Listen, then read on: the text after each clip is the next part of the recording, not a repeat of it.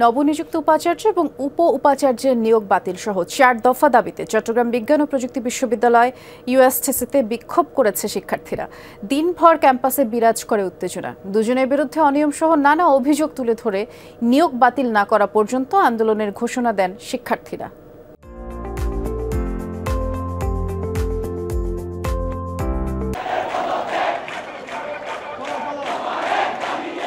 সকালে ইউএসটিসির নতুন ক্যাম্পাসের সামনে জড়ো হয়ে নবনিযুক্ত উপাচার্য ও রেজিস্ট্রারের নিয়োগ বাতিল সহ 4 দফা দাবিতে বিক্ষোভ শুরু করেন বেসরকারি এই বিশ্ববিদ্যালয়ের শিক্ষার্থীরা।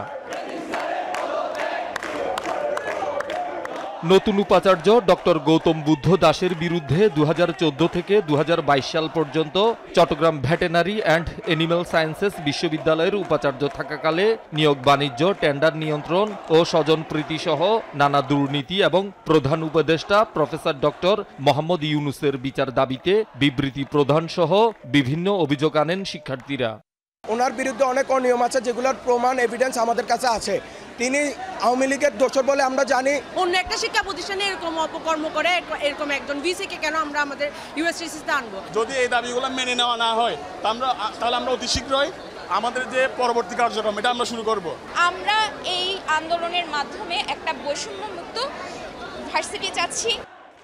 এই দুজনের নিয়োগ বাতিল না করা পর্যন্ত ক্যাম্পাসে আন্দোলনে অনড় শিক্ষার্থীরা। প্রয়োজনে ক্লাস পরীক্ষা বর্জনের হুঁশিয়ারি দেন।